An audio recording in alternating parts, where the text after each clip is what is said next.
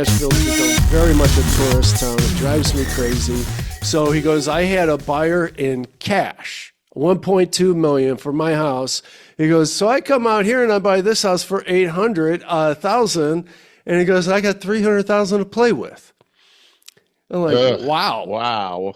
But even still, 800,000 here in Cleveland. It's a big house and all, but still, geez, man, it's a lot of money. Imagine. Yeah, it really is. And we've talked about what they've done to the real estate market. It's crazy. I mean, it is really crazy what's going on with these prices and everything. But I am hearing, I keep hearing indications that, home prices are going to go down, interest rates are going to go down. Oh, yeah? I hear it, but I don't see it. Yeah, I don't know about that. I did a study here in my general area, and it does show that home prices have dropped over the last year. Not a huge significant drop, but enough to get your attention. So that's going on. Okay.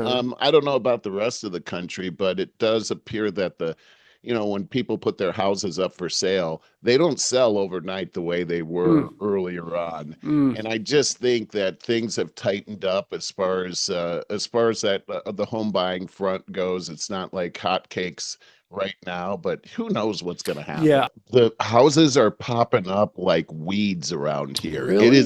It's growing out here exponentially. I've never seen anything like it before. I remember when I was a kid growing up in Hudson, Ohio, it was expanding rapidly, and I thought that was really something.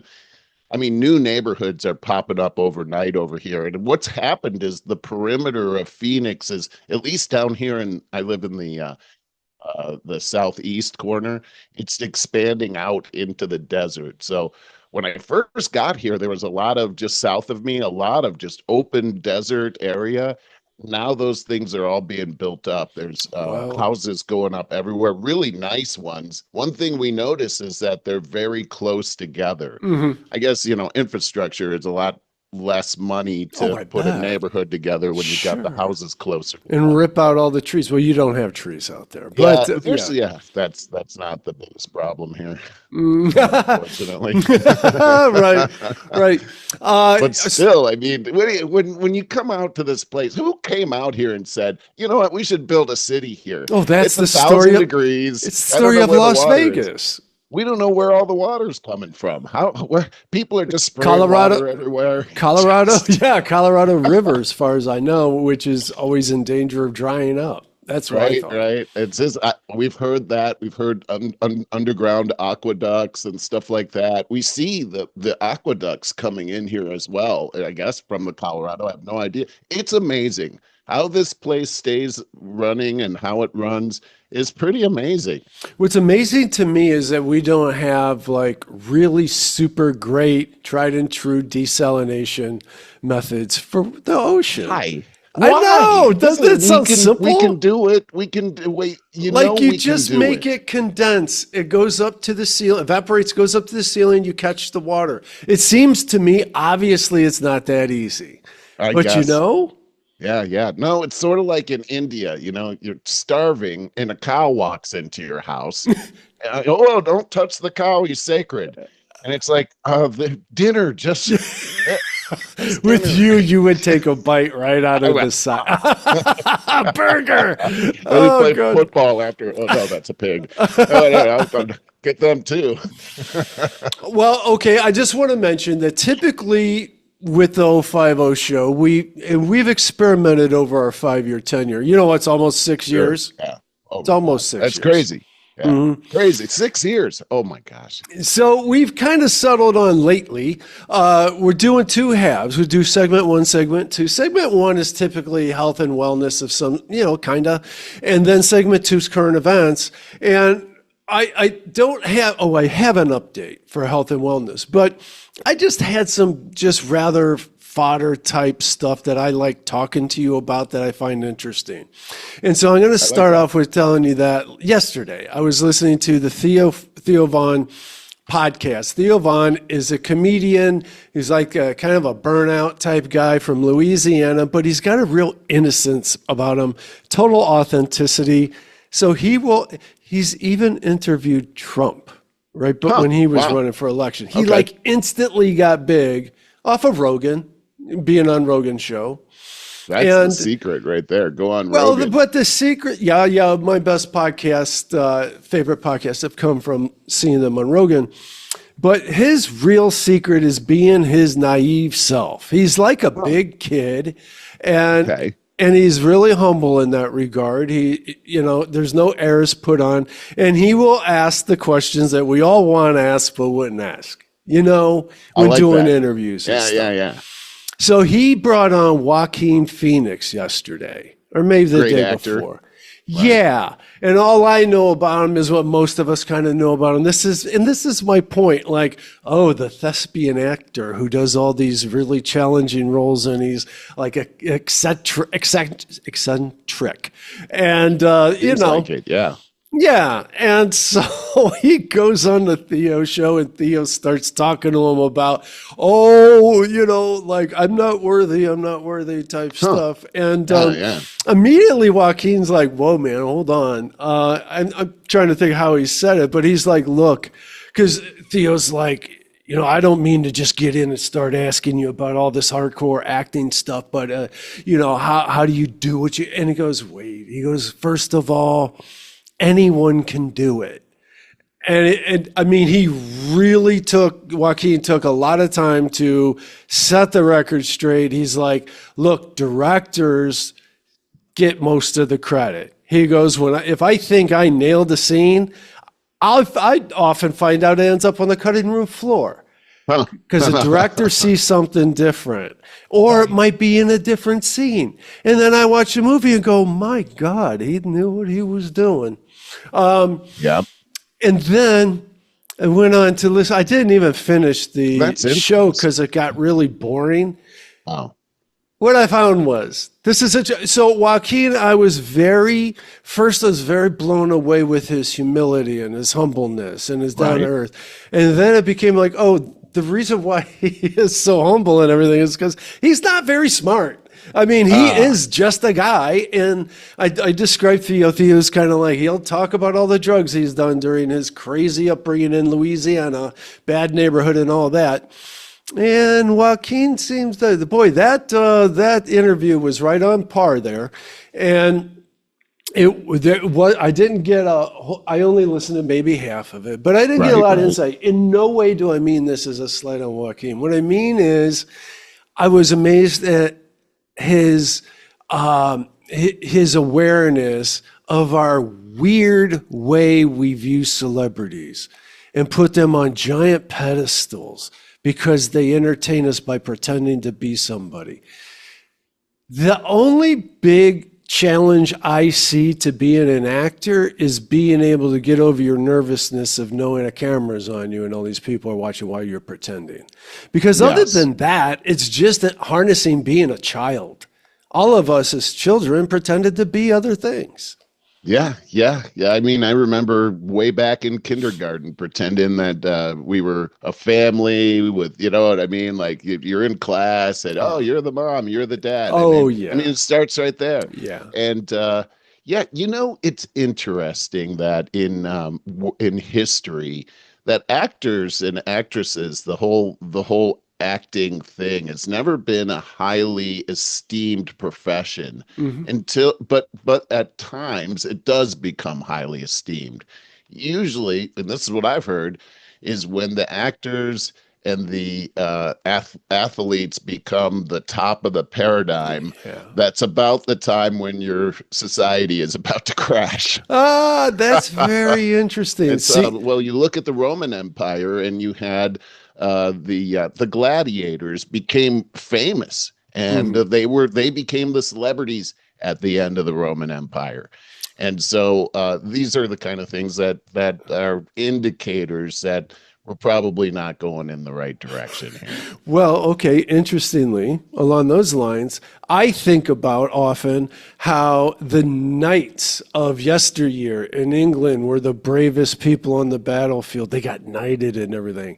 Now we knight the actors actors, Yeah, what yeah. used to be the court jesters. Sir Paul McCartney. I mean, can you imagine him with a sword? Yeah, yeah, Sir Anthony Hopkins or whatever it may Right, be. right. And okay, so I wanted to say just the final thing about Joaquin Phoenix, though. He didn't take that opportunity that everybody else, most of everybody else will, and be put up on that giant pedestal and Yes. act like, I like that. you know what I mean? Put his one I hand like behind that his about him. back. Yeah, Yeah. yeah. And be like, yes, I am a thespian, you know. But the thing is, if you have enough awareness, maybe it's our culture that has created some awareness. Cancel culture seems to almost have died. But if you think about it, it's the people that have put themselves way up on that ladder and then get the ladder pulled out from underneath of them, and we enjoy watching them fall. It's kind of like cancel culture, and it was never always fair, to say the least. But there's something sick about cancel culture too. It's a virtual death. It's a group mugging and wanting to virtually kill someone. It really is, and this is happening all the time right in front of us, but it's nothing new. This is a tactic that's been used for a long time, and especially in politics, but we see it in entertainment as well, pretty much all the time. So, it is like an actual assassination. If you can assassinate somebody's character, they're relegated to the fringes, and you basically never see them again. I was just listening to an interview. I'm trying to remember who it was that was talking about several people that had been character assassinated and were innocent. Matt Lauer, remember Oh, him? right. Who were we listening to? Right.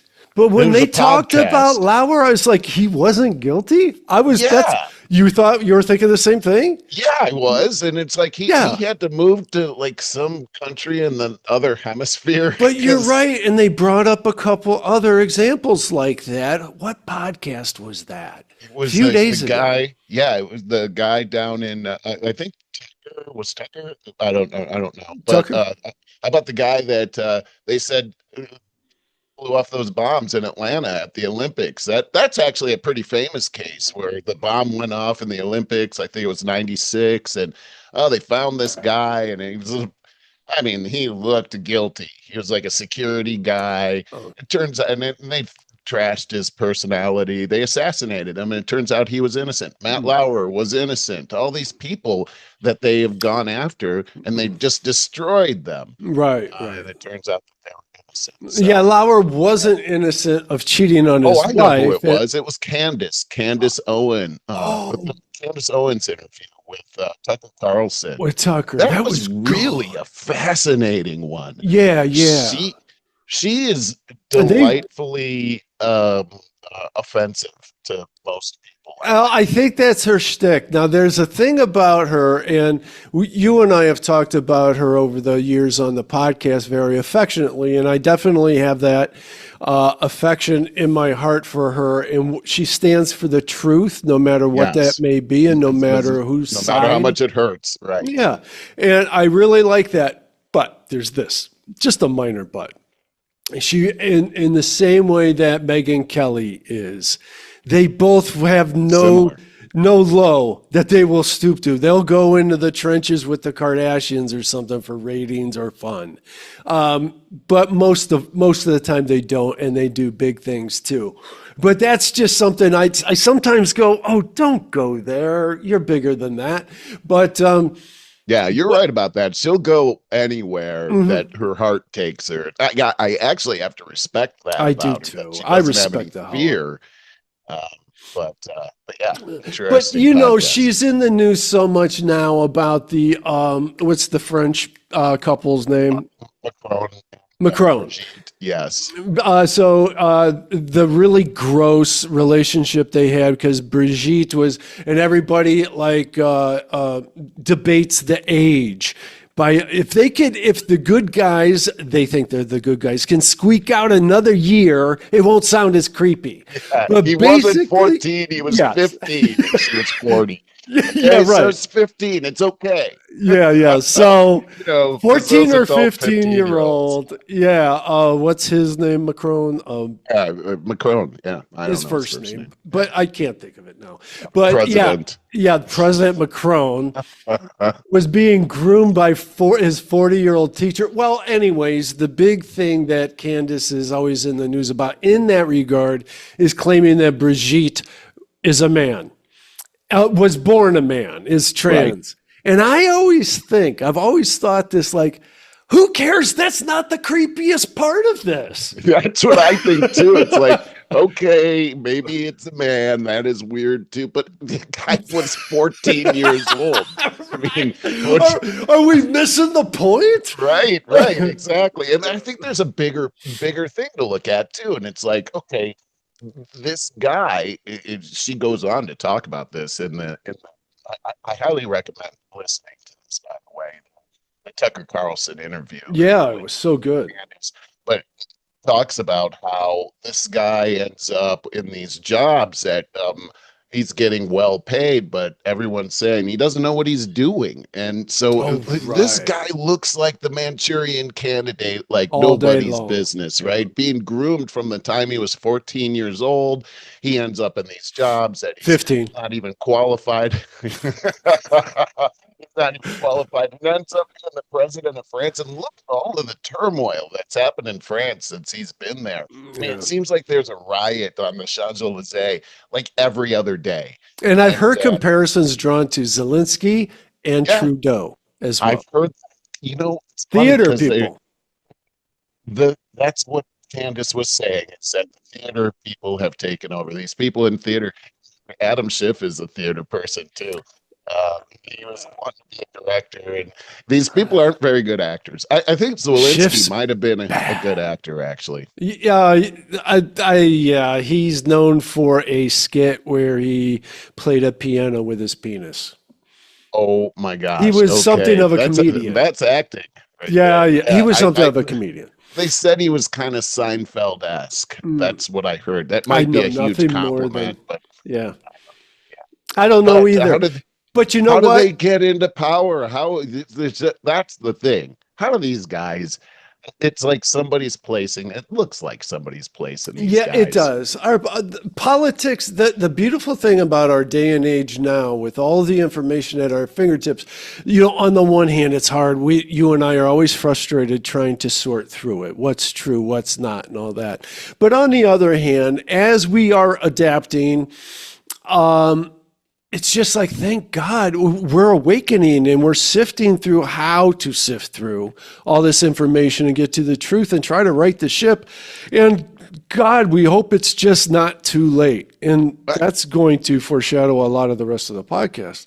Well, I think you made like a really good observation here regarding Joaquin Phoenix, and that, while he's a fantastic actor, that's all he knows. Yeah. And he's brilliant as an actor, but that's where his brilliance ends. And so now you've got these people that are in charge of huge governments that are actors. Literally, they're Yeah. actors. Yeah. And so they can act like they know what they're doing. That's the scary part. But Yes. they really don't. They just know how to act. And I'm afraid that a lot of our politicians here in our country are just good actors. And some of them are in there, and they're not even good actors. Well, oh boy, well, we saw that with the whole Biden era.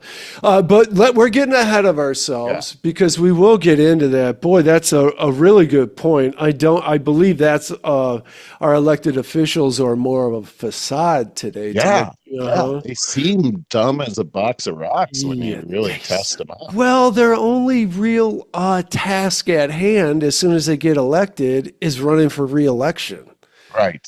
Primarily. It's a flaw in our system. It is, and we have some big flaws, but there's some positive that's been going on too. I wanted to put a bow on this thing about the Joaquin Phoenix thing, and that is, I wanted to say that it also occurred to me as Theo Vonn is doing this interview, and his podcast blew up in all of like 3 years or whatever. To the point where he's interviewing the potential president of the United States and so on. Wow. Our best, my favorite podcast and the biggest viewed or listened to platforms these days are comedians that are delivering us the news, such as Joe Rogan, and he does it via his guests. Jimmy Dore. Jimmy Dore is one of my favorites, and Tim Dillon is one of my favorites, but he does it all through cynicism, and he's really funny, but really smart. This is interesting, Barry. Why do you feel this way? I could guess, but well, I wanted to talk to you about it and get your input. I have a take. I think of it like this all the time growing up. I think my mother was the first to say it to me. It'd be like watching Robin Williams take on his first role as a serious actor and get like all kinds of awards and accolades. And she's like, comedians always make the best actors because they have so much depth. Usually they have so much hurt that they're drawing from. Wow. Deep people. Oh, Joe Rogan will talk about it all the time. The best comedians, man, are scarred people.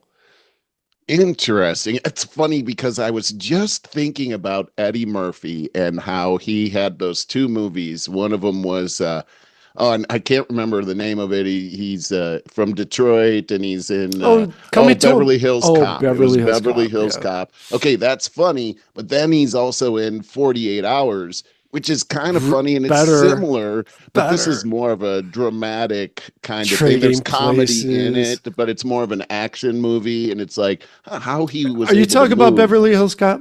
I'm talking about Eddie Murphy and how he was able to move from that role over to the serious role, all right around the same time, and how these comedians can actually play these dramatic roles, and it's interesting. But back to what you were saying about comedians delivering the news, back to history. So good, man. Comedians were the court gesture who were the only people that could tell the king the truth without being executed. Right. There's a great point. And that's what they have been prior to podcasts. Exact same thing. The best comedians were always telling us, and we go, ooh, I couldn't say that. I've been thinking about this a lot lately.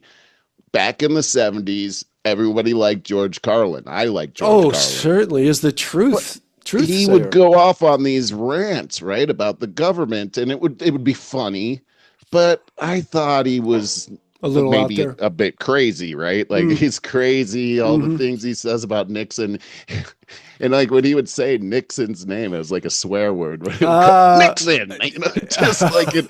And he was like angry humor. But if you rewind the tape and listen to that guy again, it's like all the things he was saying were right.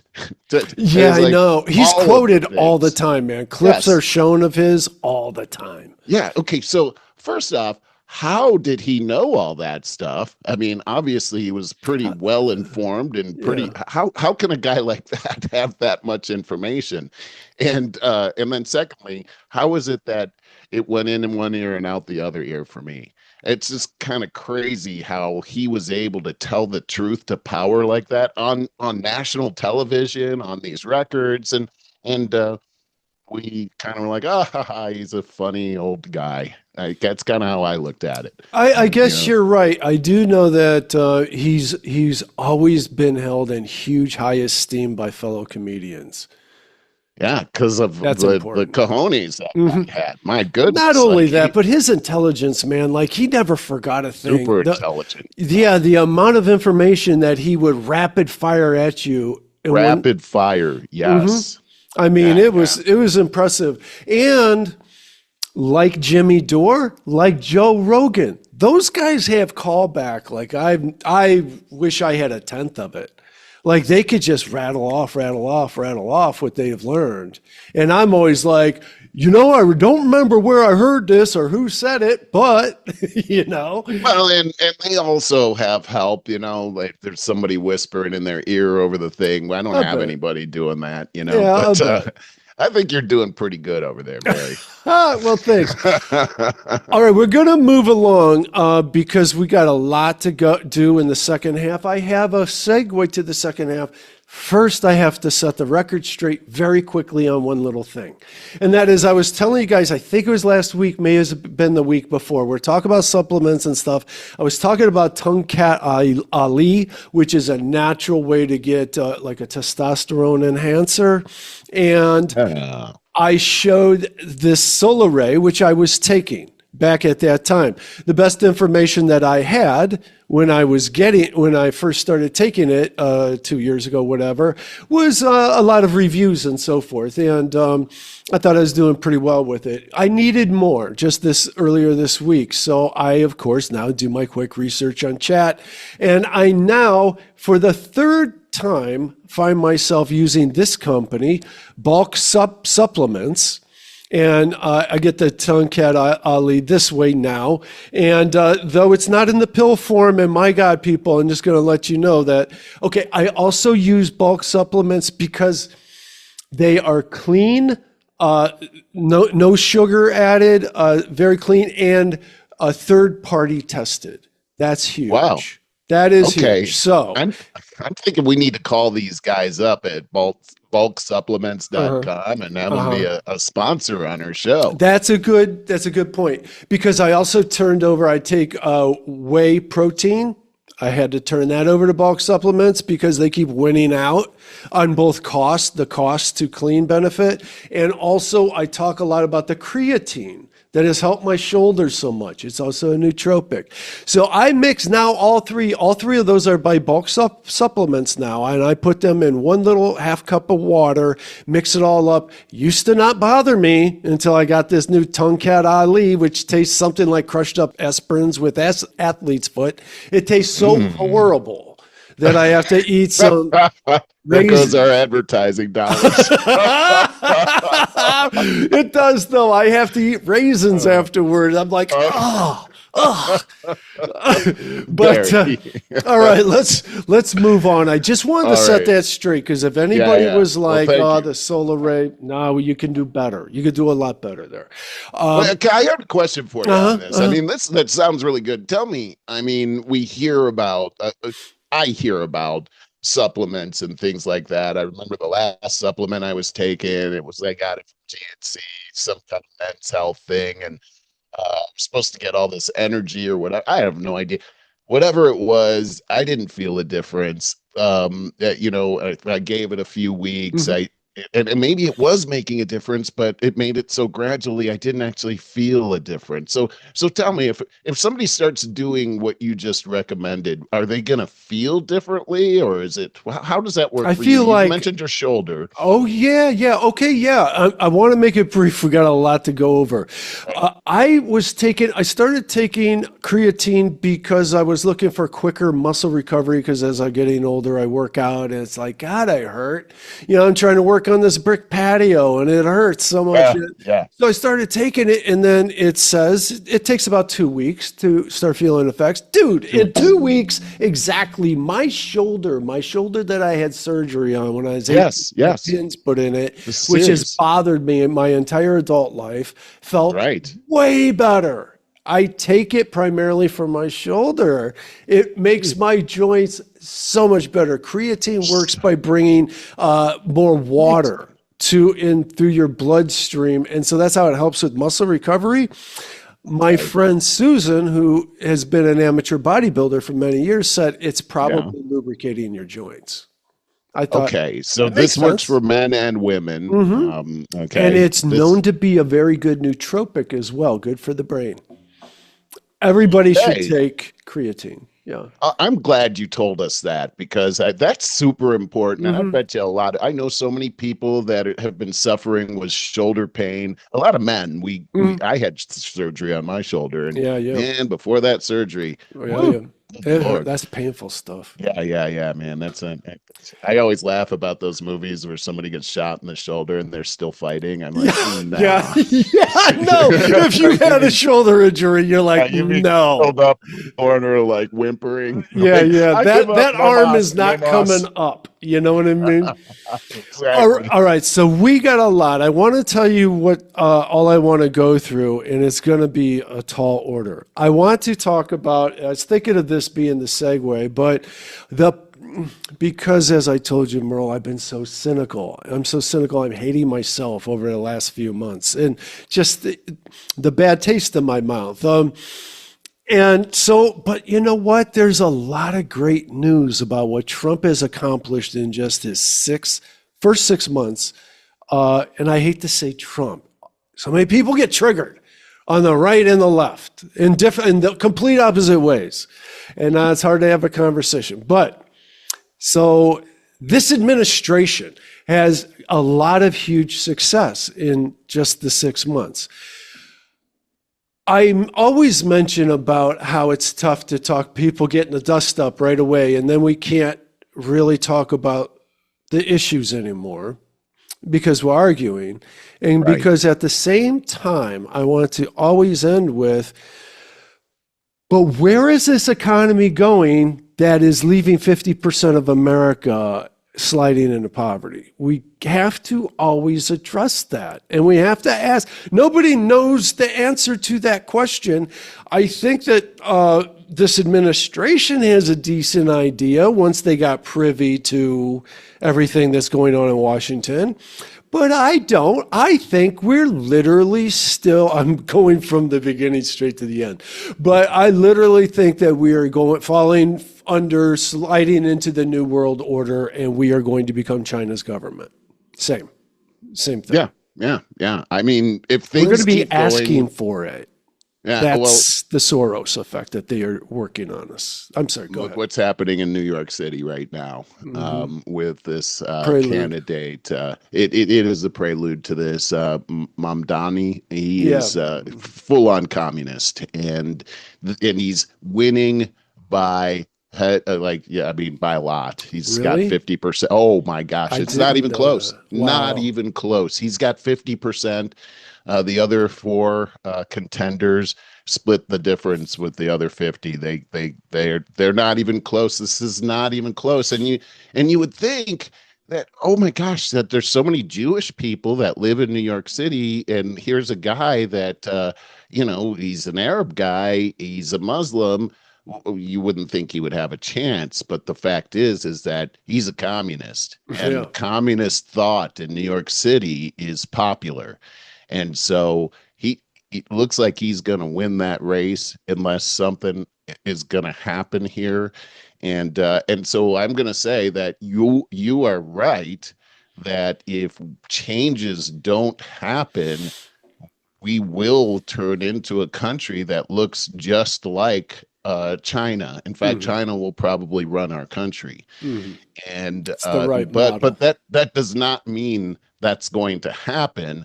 But I do see that things have a lot to do with our monetary system that is allowing these things to happen, where you talk about 50% of the people moving into poverty.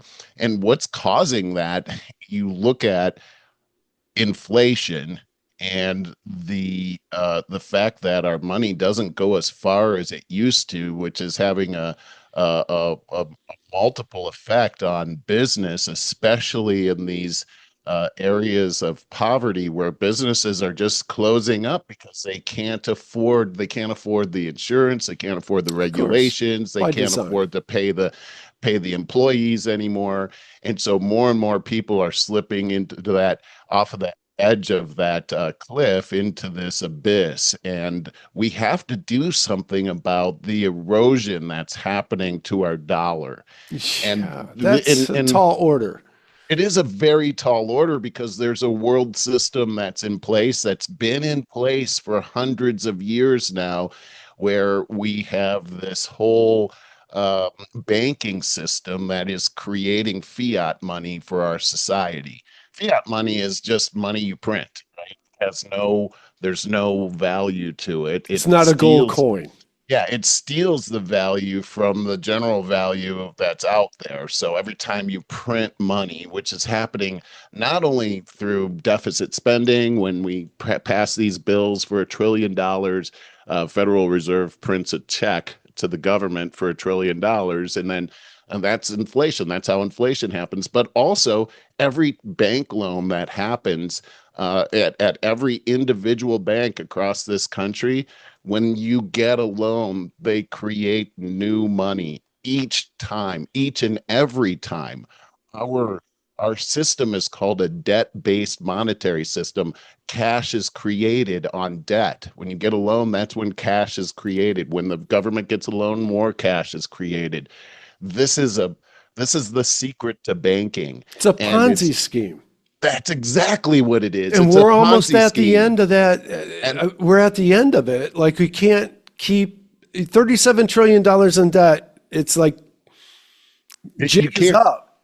and it's not there. And it'd be one thing if the $37 trillion was coming from a stack of actual money of $37 trillion, because then there would be this equilibrium that happens. But that's not what's happening. It's a It's money black that's hole. being created in order to cause debt, and our whole system operates off of it. And if it doesn't, I'm getting on my soapbox. One thing is that if we don't continue to feed this type of system more and more debt, it collapses. Right. And so we just saw the big, beautiful bill happen, right? Hmm. And here's Trump coming in with Doge and getting rid of billions and trillions of dollars of waste, and yet you pass this big, beautiful bill, and you've got to it puts us $2 trillion more in debt, right?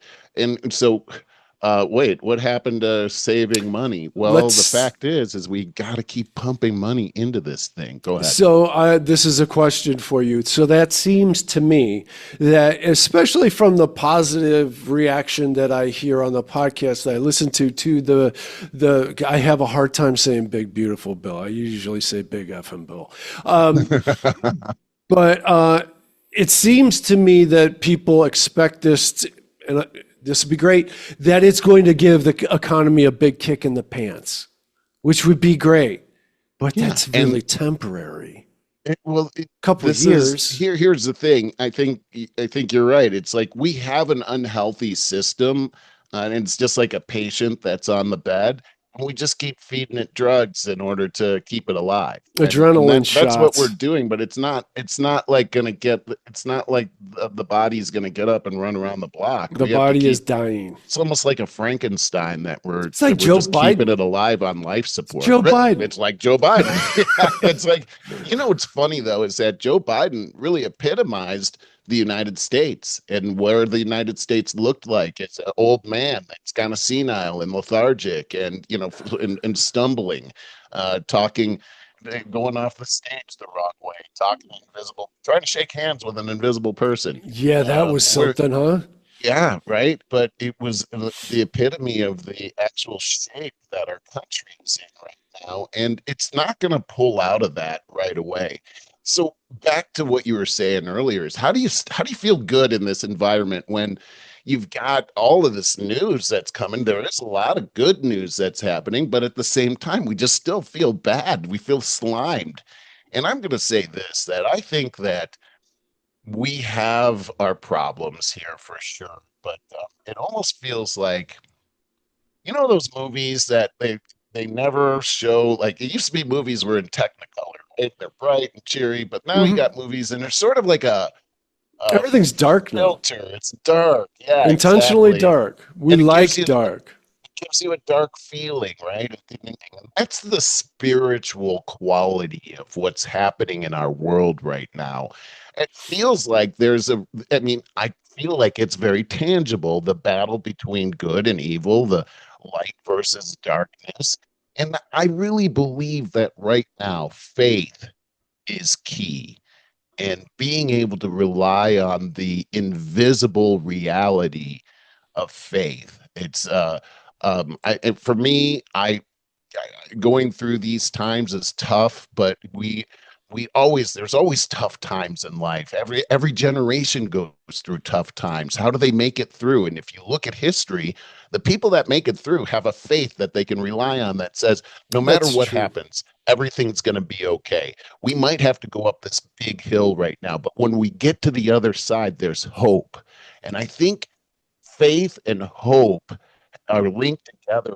Sure they are. What we need is more hope. We need people to speak hope to us. Like, for instance, what made Martin Luther King so popular wasn't him talking about how bad things were.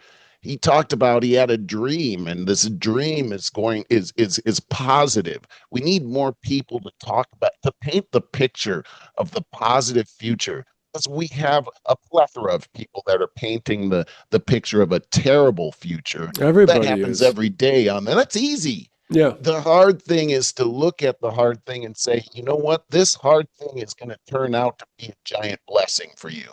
And again, we talked about this all the time.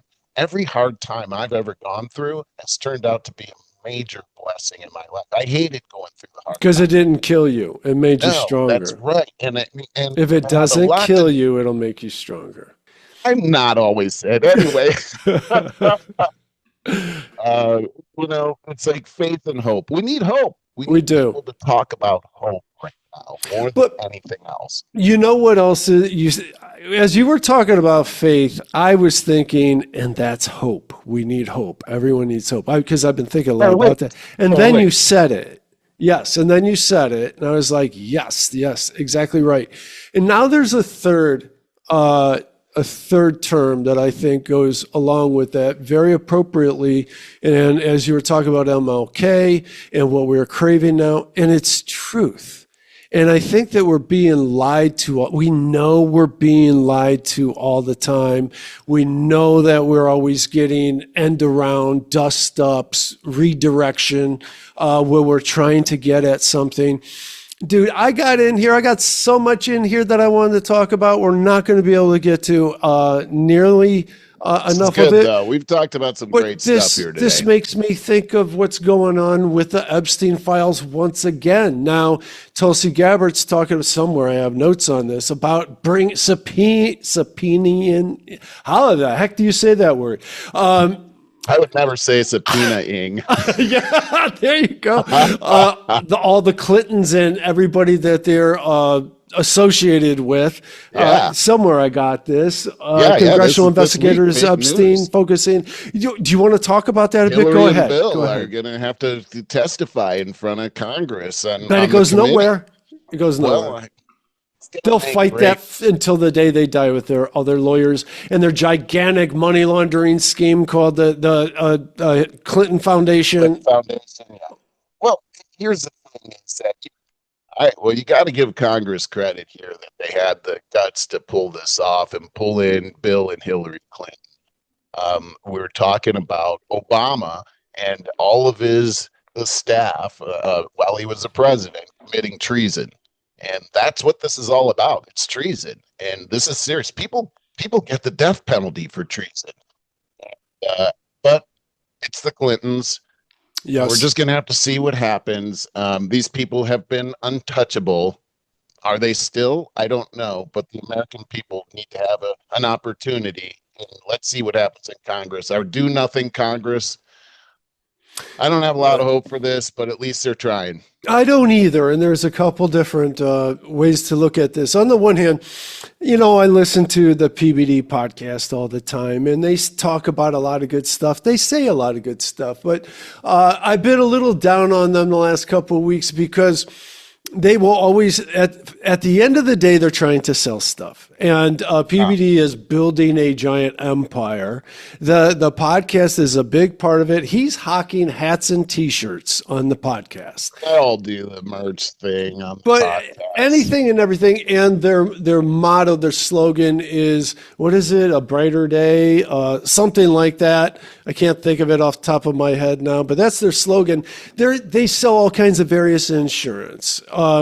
Well, that's his business, though, right? Like before he became a podcaster, correct, he was an insurance guy. Yeah, and he's selling to business people. I mean, he doesn't make any bones about it that business people are, his target audience, and so he has to always sell that things are going great. And so he will never talk about what we're talking about how the economy is like the Titanic going towards an iceberg, but but I appreciate the hope part of it too. Anyways, I do here's the too. other Yeah. side of it. He said something brilliant. I just really wanted to get that off my chest because it does bother me that I think one day he's going to say, because he's a really smart dude. He really is. And he's got a good panel with him that shows different sides of a story.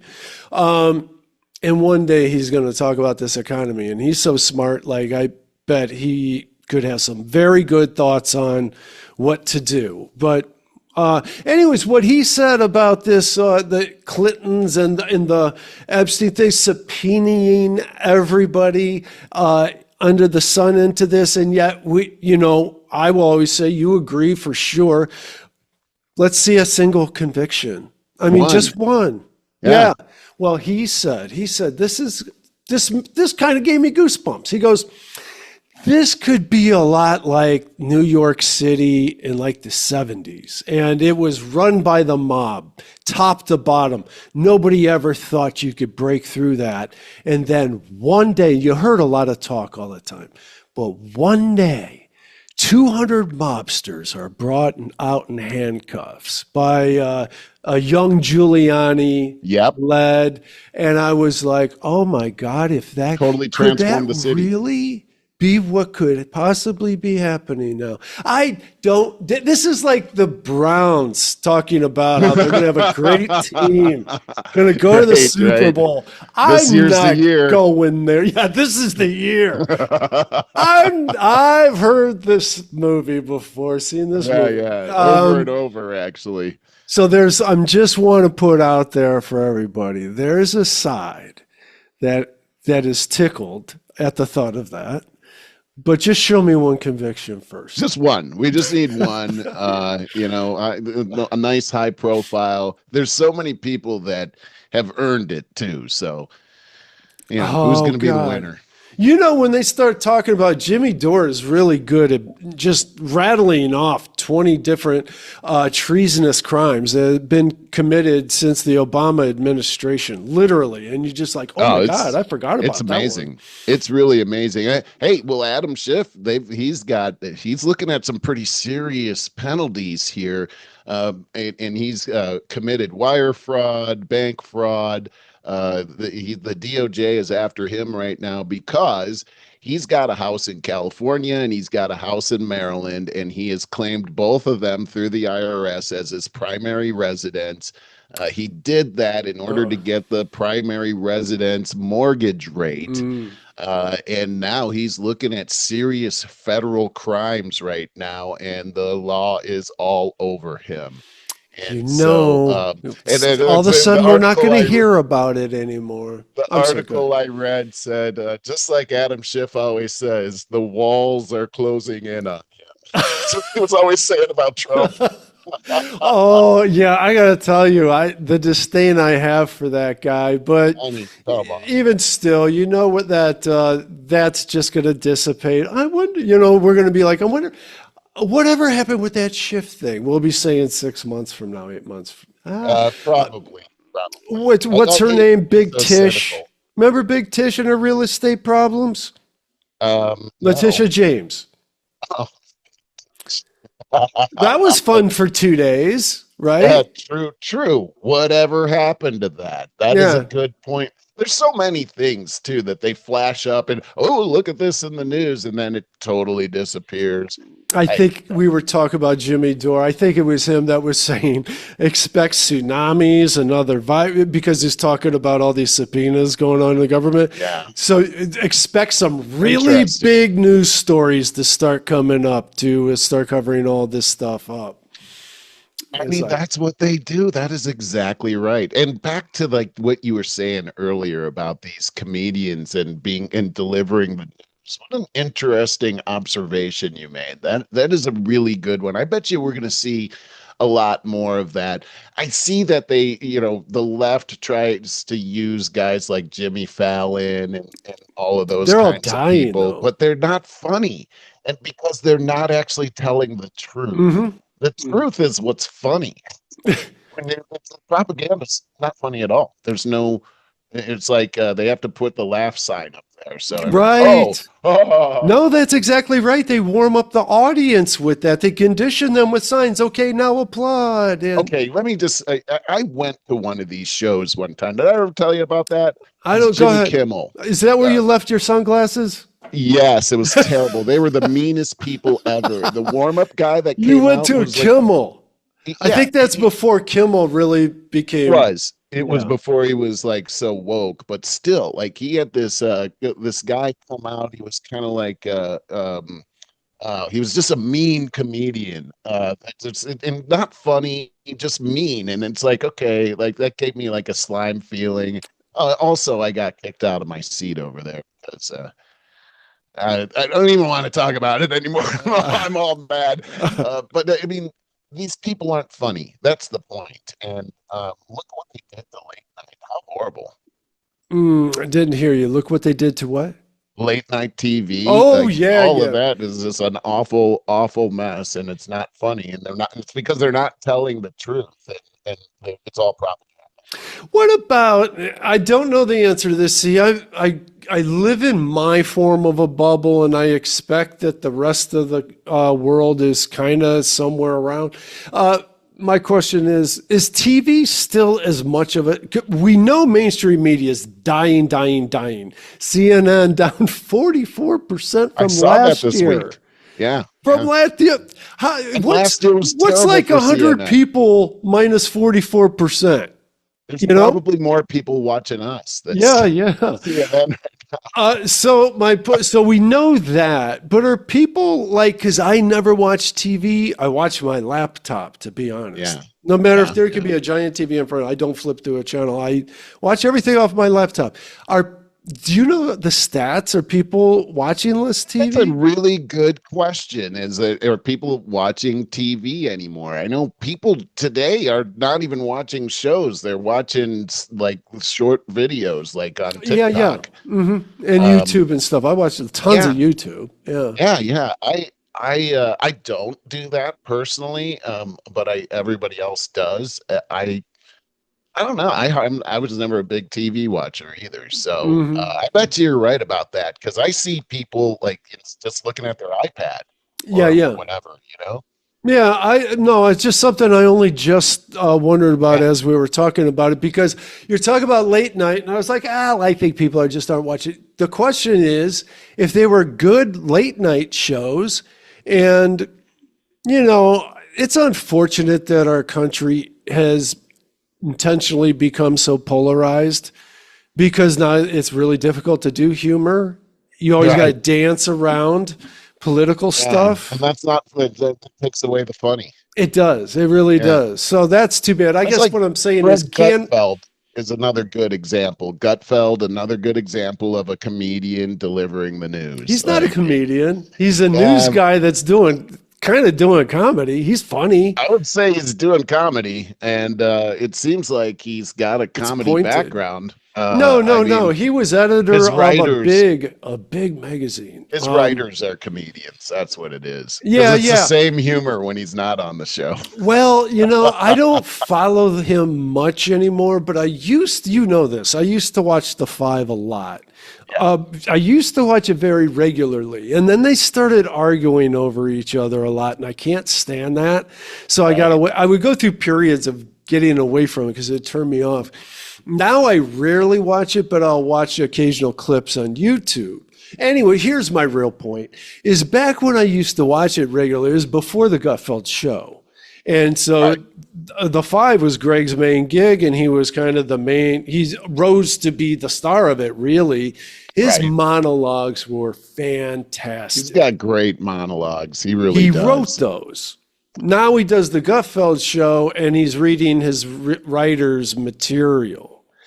Well, I And think he still does his monologue because does they he? still sound like him. Okay. But then he's got all this other. I think it's fun. I think it's a great show, actually. The Five or his show? No, the Gutfeld show, and Okay. it's been eating those other. He's at the same time as those other late night shows are. Ah. So he's been beating the pants off of those people. I'm sure. I'm sure.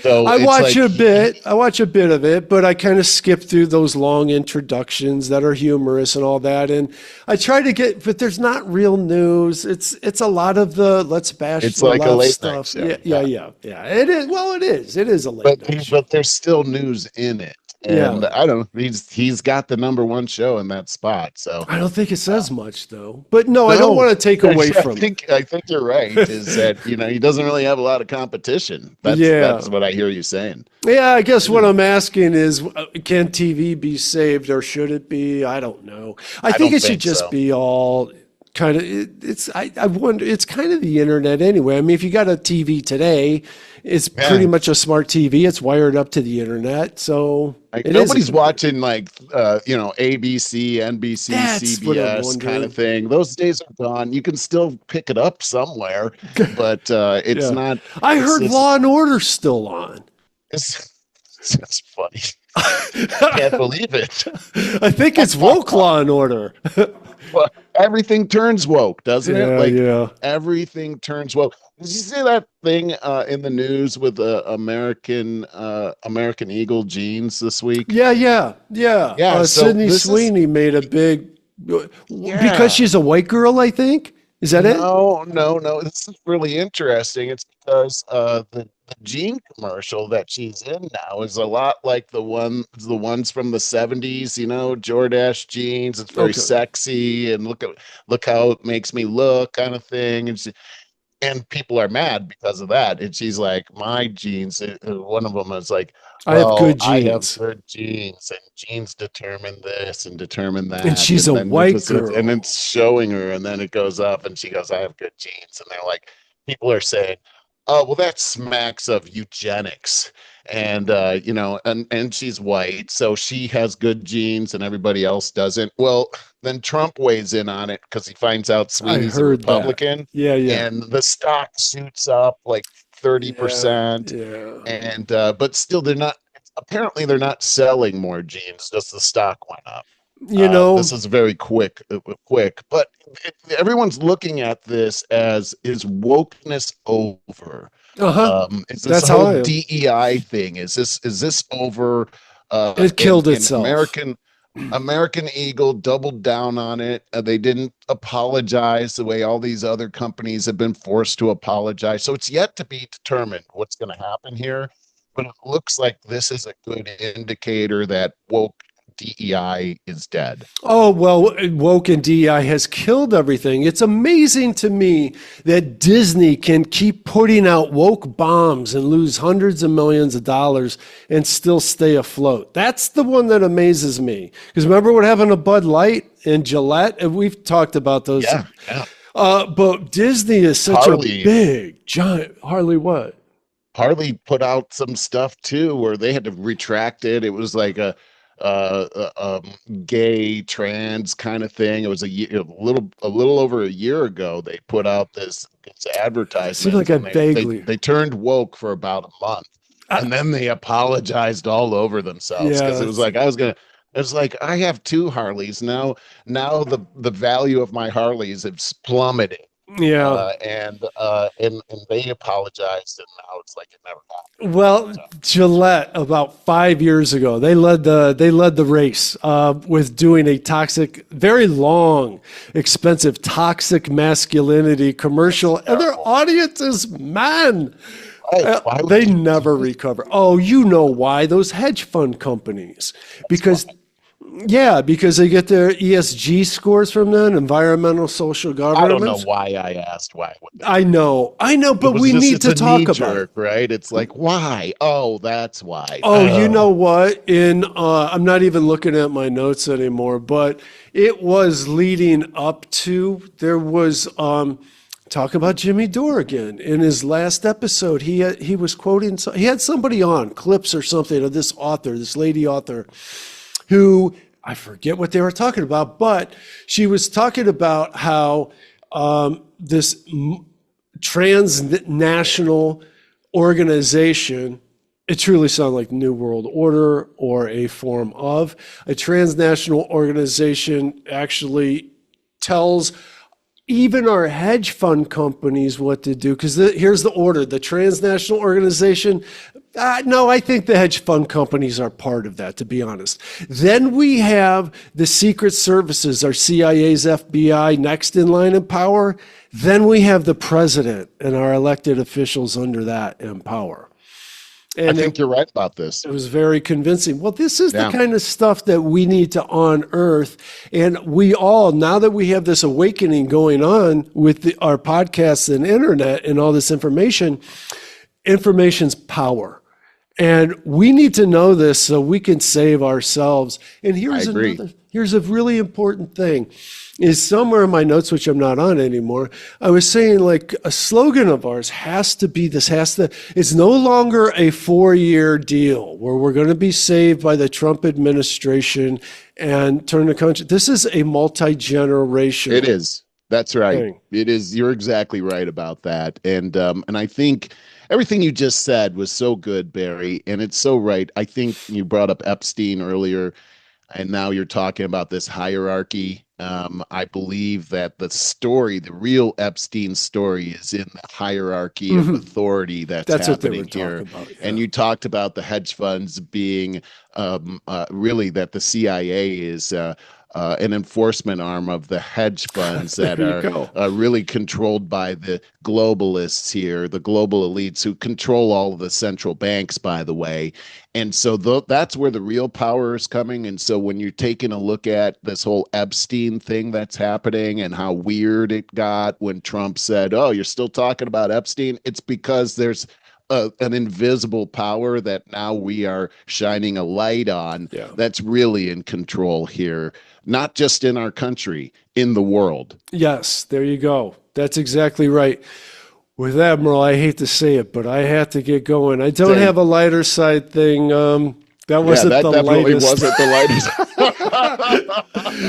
But, and you know what else? I didn't go over I had 7 points of really positive things that this administration has accomplished in 6 months. I didn't get to that either. I wanted to be fair. We all know, though, there are a lot of good things that have happened. Border being number one. The border has shut down. It's actually got negative numbers now. Well, I'm glad to hear that. God. As tough as it is, it's just that they brought in a lot of crime. Well, now, and we got to deal with that now, which is the generational thing you're talking about. But back to the good news, the border's closed. There's that. And the other good news is about the multi-generational thing. It's time that we recognize that and we say, let's reach a hand down. Instead of pushing down, reach a hand down and say, I'm going to help bring you up and bring us up. Especially Gen Z. Those people, we need to help them. We really need to shepherd them through this. Not only that, because they're probably the ones that have to save our asses. That's why we need to help them. We're all in this together. Let's heal. Right. United we stand, divided we fall. Have a great weekend. You too.